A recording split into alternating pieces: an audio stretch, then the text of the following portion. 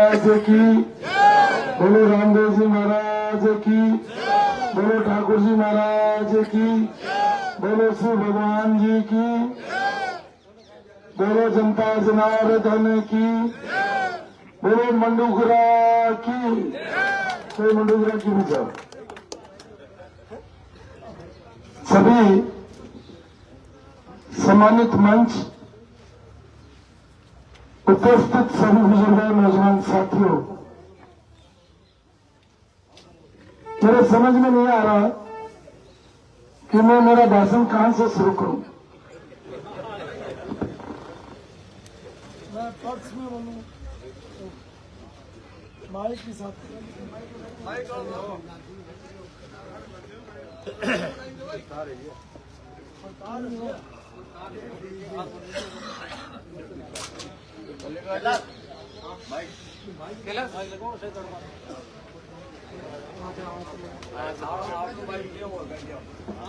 गाड़ियों में जैसे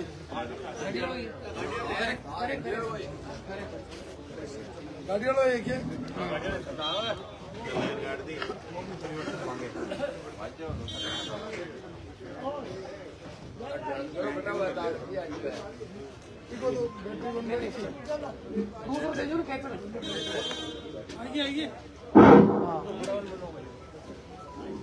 माइक की सब समझे,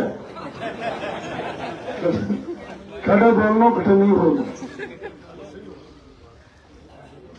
मैं अभी माननीय हनुमान जी चौधरी साहब को कह रहा था कि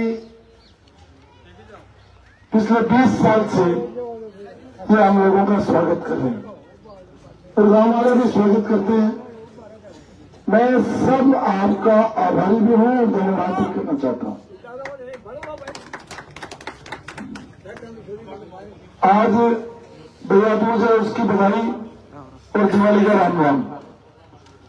गांववासियों को समस्या तो यहाँ कोई है नहीं और सब समस्याओं का समाधान हुआ, लेकिन फिर भी लोकतंत्र में समस्या का समाधान सतत प्रतिक्रिया है। समस्याएं होती हैं, समस्याओं का समाधान होता है। कुछ समस्याएं तो ऐसी होती हैं जो प्रकृति के द्वारा दी हुई होती और कुछ समस्याएं ऐसी होती हैं जो इंसान पैदा करता है। जैसे पीने के पानी की कमी है, अभी जापान पीने के पानी जो मिले तो लोगों ने कहा साहब ये इस गांव में तो पीने के पानी की कमी नहीं होनी चाहिए, तो भाई इसमें तो गांव में क्या करे, ये पानी तो भगवान का दिया हुआ है, कम ज्यादा हो जाता है। लेकिन अस्पताल शहर से गांव से दूर 3 किलोमीटर ले गए, ये मानव निर्मित समस्या है। मतलब समस्या नहीं थी, ये समस्या पैदा कर दी गई। तो इन समस्याओं का कोई समाधान नहीं है। ये इतना बड़ा शहर नहीं है कि यहाँ लोगों के पास टेम्पो हो, गाड़ी हो, लेकिन अस्पताल दूर हो गया। मैं अभी पैदल आ रहा था क्योंकि जाम लगा हुआ है। मैं पूरे सरपंच जी खरवाड़ा पैदल आ रहे थे दोनों। हमने पूछा गांव में सब ठीक है, बोले बाकी तो ठीक है, हमारे अस्पताल गांव में आने बटे खाना कटे देगा, आज देकर 400 कट्टे से गिरे। तो ये समस्याएं, इनका समाधान होना चाहिए था, वो समस्याओं का समाधान नहीं हुआ। व्यक्तियों की जिद ने गांव में समस्याएं खड़ी कर दी और अभी के लिए नहीं, ये समस्याएं महिलाओं के लिए जीवन भर की खड़ी कर दी।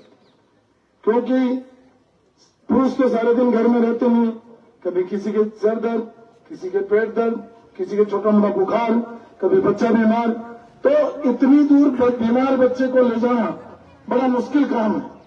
और जो निर्माण के अंदर भी जो परिदृश्य पैदा किए गए ऑफिसर्स के, मुझे लगता है कि ये सब चीजें पिछले 5 वर्षों में नहीं होनी चाहिए थी, वो हो गई।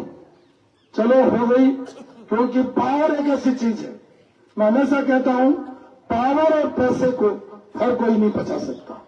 जब पावर आता है उसके साथ घमंड, गुरूर और ताकत जरूर आती है। जब पावर आता है तो आदमी का विवेक भी काम नहीं करता, क्योंकि उसके चारों तरफ ऐसे लोग घेरा डाल लेते हैं जो उसको सुबह से शाम गुमराह करते हैं कि आप ये सही कर रहे हो, ये गलत कर रहे हो, ये अपना आदमी नहीं है। मैं आपसे पूछना चाहता हूं कि 92,000 वोट मिले तो सभी आपके थे, और जिस दिन परिणाम आया आप राजस्थान में जो 40,000 से ज्यादा जीतने वाले विधायक थे उनमें से एक थे।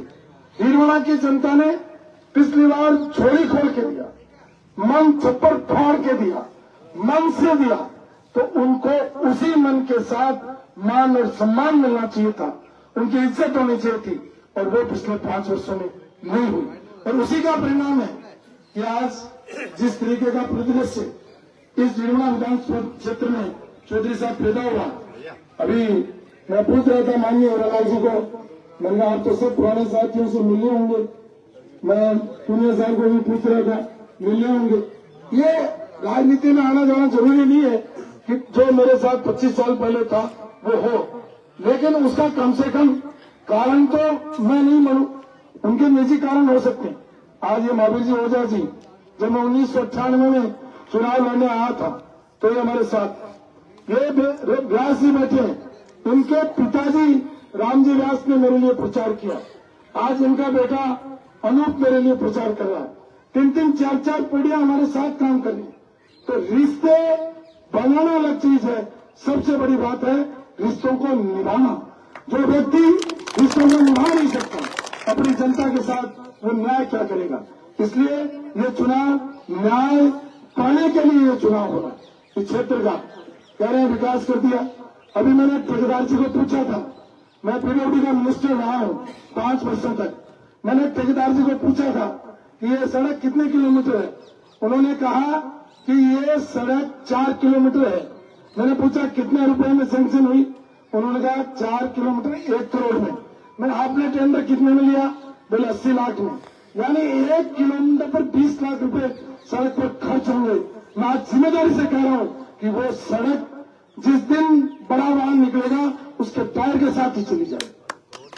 आज इस मंडोकरा में मैं भी आज के 5 साल पहले सड़क बना के गया था। इस मंडोकरा के अंदर हमने सड़क बनाई। अभी मैं पैदल आ रहा हूं, आप ये देखो सड़क का छिटक भी नहीं था। यानी हर गांव में, हर पंचायत मुख्यालय में हमने ग्रामीण गौरव पथ बनाया।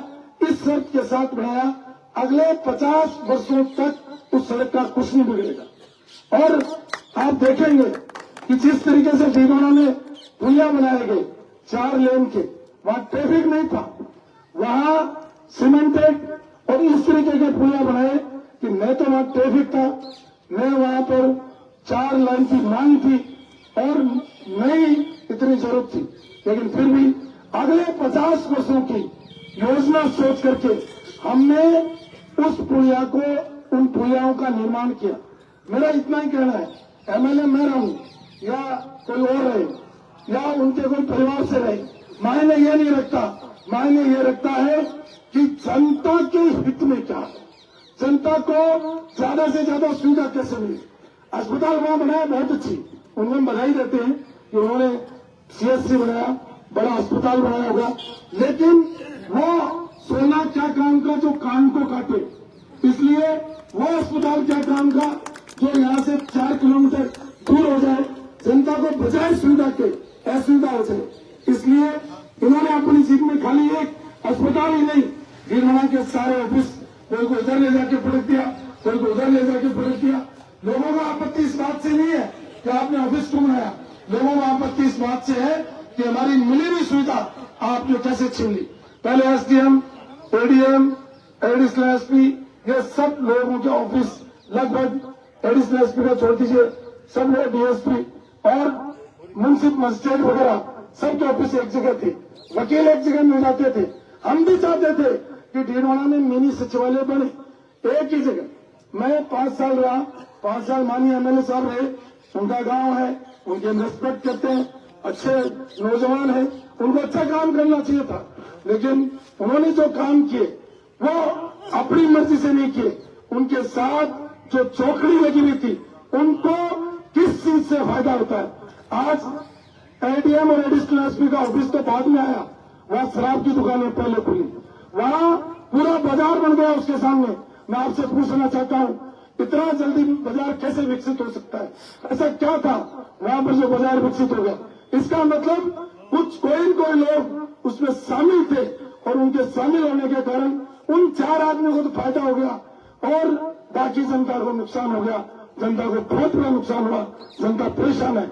इसीलिए आज वो 4 आदमी है, कोई आदमी थाने का ठेकेदार बन गया, मास्टरों के नाम उछलते हैं। मैं ये कह रहा हूं कि मास्टर पढ़ाई के लिए उनका हम स्वागत करते हैं, स्वागत योग्य उनको करना चाहिए, लेकिन जो अपना मूल काम, जो उनका दायित्व था, उनको पढ़ाई करवानी चाहिए थी, उनको काम करना चाहिए था, वो छोड़ करके उन्होंने थाने की पंचायती शुरू कर दी, उन्होंने डीएसपी ऑफिस की पंचायती शुरू कर दी, उन्होंने तहसील की पंचायती शुरू कर दी। और उसी का परिणाम है कि आज मैं चुनाव नहीं लड़ पाई। मैं मेरी इच्छा थी और मैं चाह रहा था चुनाव लड़ूं, लेकिन इस मजबूरी में ये जनता ने, चाहे वो कांग्रेस में काम कर रहा है, चाहे बीजेपी में काम कर रहा है, चाहे आरएलपी में काम कर रहा है, चाहे बीएसपी में काम कर रहा है, सब लोगों की इच्छा थी कि पिछले 5 साल में चंद लोगों ने मानिए को घेर करके जिस तरीके से क्षेत्र का विकास की जगह विनाश किया, उनसे हमें छुटकारा चाहिए। एमएलए साहब से इतनी आपत्ति नहीं है, लेकिन आपत्ति उनके आसपास जो लोग हैं, जो चौकड़ी है, उनसे लोगों को बहुत बड़ी आपत्ति थी और उसी आपत्ति के कारण आज इस क्षेत्र का इतना माहौल बना है कि आज जो हालत कांग्रेस एक बहुत ऊंचाइयों पर थी, उस कांग्रेस की भी हालत डगमगा रही है। इसलिए मैं कह रहा हूं, ये चुनाव न्याय के खिलाफ चुनाव लड़ा जा रहा है। ये चुनाव जो भ्रष्टाचार हुआ उसके खिलाफ लड़ा जा रहा है। ये चुनाव शहर में जो अव्यवस्थित तरीके से काम हुए उसके खिलाफ है। ये चुनाव उस चौकड़ी के खिलाफ है जिन्होंने गुमराह करके गलत निर्णय कराए। इसलिए ये आने वाली 25 तारीख को मैं आपसे आग्रह करना चाहता हूं कि अलमारी पर वोट दे करके, ये चुनाव यूनुस खान का चुनाव नहीं है, ये चुनाव किसी दल का चुनाव नहीं है, ये चुनाव बीरमला की जनता का चुनाव है, बीरमला की जनता चुनाव लड़ी। इसलिए मैं आपसे आग्रह करता हूं कि जनता अपना चुनाव खुद लड़े। मैं तो चुनाव जीता भी हूं, चुनाव हारा भी हूं। मेरे जीतने से भी बहुत फर्क नहीं पड़ा, हारने से भी बहुत फर्क नहीं पड़ा। राजनीति में जीत और हार चलती है, लेकिन ये चुनाव 25 तारीख का चुनाव बीरमला की जनता का चुनाव है और उस अभियान के खिलाफ है जो पिछले 5 साल का कार्यकाल गया और उसमें जिस तरीके के निर्णय हुए, उन निर्णयों के खिलाफ आज जनता खड़ी हुई है। मैंने तो पूरी उम्मीद है कि ये जनता अपना निर्णय सही करेगी, समय पर करेगी और जनता का निर्णय हम सबको मानना चाहिए। मैं तो कहता हूं, एक बयार बह गई है। पहले हम जब जाते थे तो कुछ लोग आ जाते, हमें माया बना देते, यहाँ भी हम आते तो आते फॉर्मेलिटी करके चले जाते, लेकिन अब लोगों में एक अलग तरीके का उत्साह। आज मैं ढाणियों में घूमा, ढाणियों में गया यहाँ, और 3 दिन पहले उधर नीमा का आवास, पीपरा का आवास, डाकीपुरा और उधर उन गांवों में हम घूमे। जब हमने लोगों को मिजाज जानने की कोशिश करी, लोग चाहते हैं कि परिवर्तन हो। आज इधर भी कोगुनों की ढाणी, लेगों की ढाणी, मुंगलियों की ढाणी और ये जितनी ढाणियां हैं आसपास की, उनमें हम घूमे। आप आश्चर्य करोगे, हम 1 घंटे में सारी ढाणियां कर लेते हैं। ये राम राम साहब, राम राम साहब। आज 4 घंटे तक उन ढाणियों से लोगों ने हमें निकलने नहीं दिया। मैं पूछना चाहता हूं, 25 साल से आपका परिवार राज्य में 3 बार आ गया, 2 बार एमएलए आप एक रह गए, 1 बार एक रह गए। उसके बाद में भी ये आपका क्षेत्र है, इस क्षेत्र का समुचित विकास होना चाहिए था। यहाँ सड़क आनी चाहिए थी, पानी आने चाहिए थे। ये पानी के ज्ञापन आपके गांव में मिल रहे हैं, ये 1 ज्ञापन नहीं 3 ज्ञापन मिले। हर ढाणी का आदमी पानी के लिए पुकार रहा था, जबकि आप कहते हो कि हम हिमालय का पानी लाए, हम भी कहते हैं हिमालय का पानी लाए। जो हिमालय का पानी लाए और जिस योजना पर 721 करोड़ रुपए पहले चरण में खत्म हुए, 2739 करोड़ रुपए दूसरे चरण में हुए, 600 करोड़ रुपए तीसरे चरण में खर्च हुए, यानी 4000 करोड़ की योजना जिसका पानी गांव गांव गाली गाली तक पहुंचना चाहिए था। आज गाड़ियों में हमें ये ज्ञापन क्यों मिल रहे हैं? एक तरफ आप कहते हो हम पानी लाने वाले हैं, तो जब आप पानी लाए हो, आपका लाया हुआ पानी कहाँ चला गया? आपकी वो व्यवस्थाएं कहाँ चली गई? ये ज्ञापन क्यों आ रहे हैं? ये जनता क्यों उमड़ रही है? इसलिए उमड़ रही है कि आपके काम करने का तरीका ठीक नहीं था। आप समझ नहीं पाए कि जनता क्या चाहती है, और जनता के खिलाफ जो भी नेता काम करता है, चाहे वो यूनुस का हो, चाहे कोई और हो, जनता बर्दाश्त नहीं करती। लोकतंत्र में सबको वोट का अधिकार है, इसलिए वोट की चोट करो, अपने आप अकल आ जाए। वोट की चोट ही इस लोकतंत्र में इलाज है। इसलिए आपको मौका मिला है आने वाली 25 तारीख को, और जम करके जिस तरीके का माहौल बना है उस तरीके से आप सब लोग करके और एक बार सेवा का मौका दें। मैं आपको विश्वास दिलाता हूँ, अस्पताल तो वहां बन गया, हम उसको तो चेंज करने का आज नहीं करता, लेकिन मेरे को भी तकलीफ है। गांव वालों को कितनी तकलीफ है मुझे पता नहीं, लेकिन मुझे तकलीफ है कि कोई भी सुविधा गांव से छीनते हैं वो ठीक नहीं है, और यही परिणाम है कि लोगों की सुविधा छीनने का काम आपने किया है, ये आपको नहीं करना चाहिए। मैं उनके खिलाफ नहीं हूँ, मैं कह रहा हूँ आप नौजवान थे, इस कम उम्र में आपको मौका मिला, आपके पारिवारिक अनुभव था, एक पूरा समाज और एक पार्टी का बड़ा सहारा था, आपकी सरकार थी, आपको काम करना चाहिए था, लेकिन उसका आपने उपयोग नहीं किया, उसका दुरुपयोग किया, और इसका परिणाम आने वाली 25 तारीख को आपको भुगतना पड़ेगा। यही बात मैं आपको कहना चाहूंगा। इसलिए भाइयों, आप सब लोगों ने इतना प्यार और स्नेह दिया। आज मैं किसी दल से नहीं हूँ, मैं लगातार 4 बार एक दल से लड़ा, लेकिन आज कांग्रेस, बीजेपी, आरएलपी, बसपा और अन्य सब जिन जो लोग अलग अलग जगहों पर थे, सब एकजुट डीडमना के मान के लिए, डीडमना के सम्मान के लिए और डीडमना के स्वाभिमान के लिए इकट्ठे हुए। आओ हम साथ मिलकर के 25 तारीख का फैसला करें और इस डीडमना को बचाएं, डीडमना को जो विकास की गति रुकी है उसको बहाल करें। इसी के लिए मंडोग्राम में मैं मंडोग्राम के सब लोगों का, चाहे वो किसी भी दल से आते हो, किसी भी समाज से आते हो, किसी भी विचारधारा से आता हूँ, मैं सबको हाथ जोड़ करके आपका धन्यवाद करता हूँ। आपके एमएलए साहब का भी हम स्वागत करते हैं, क्योंकि 15 दिन तक तो अभी हमारे एमएलए रहेंगे ही वो, और बाद में 15 दिन के बाद में क्या होना है ये तो भगवान जानता है, ये जनता जानता है। तो हम उनको भी नमस्कार करते हैं, उनका गांव है, अच्छी बात है, अच्छे काम किए, अच्छे काम जो भी किए उनकी हम तारीफ करते हैं। लेकिन कोई भी गलती करेगा, लोकतंत्र में गलती करने वाले को टोकना भी चाहिए और रोकना भी चाहिए। अगर हम नहीं रोकेंगे तो लोकतंत्र में दुरुपयोग होगा। इसलिए जनता के पैसे का सदुपयोग होना चाहिए, जनहित में होना चाहिए, जनता के लिए होना चाहिए, क्योंकि हम जनता के द्वारा, जनता के लिए चुने हुए प्रतिनिधि हैं। हम कोई राजा महाराजा के पैदा हुए लोग नहीं है, हमें जनता चुनती है, जनता हमें हराती है। इसलिए जनता अपना फैसला खुद करे, जनता अपना चुनाव खुद लड़े, और जनता को जो अच्छा लगे वो करे। यही कहने के लिए आज मैं आपके बीच में उपस्थित हुआ हूँ। ये जितने साथी हमारे साथ चल रहे हैं, इनका मैं बहुत विनम्रता के साथ धन्यवाद करना चाहता हूँ कि आपने इस समय डीडमना के इसमें फैसला लिया। मैं ये नहीं कह रहा कि भी मैं कोई बहुत बड़ी मुसीबत में हूँ, मेरी मदद करो, लेकिन डीडमना की जनता आज की तारीख में बहुत बड़ी मुसीबत में है, और उसमें आपने सही फैसला किया है। इसलिए सही फैसले के लिए माननीय रामलाल जी आपको, माननीय चेयरमैन साहब आपको और आपकी पूरी टीम को पुनः जी बहुत बहुत बधाई, बहुत बहुत धन्यवाद।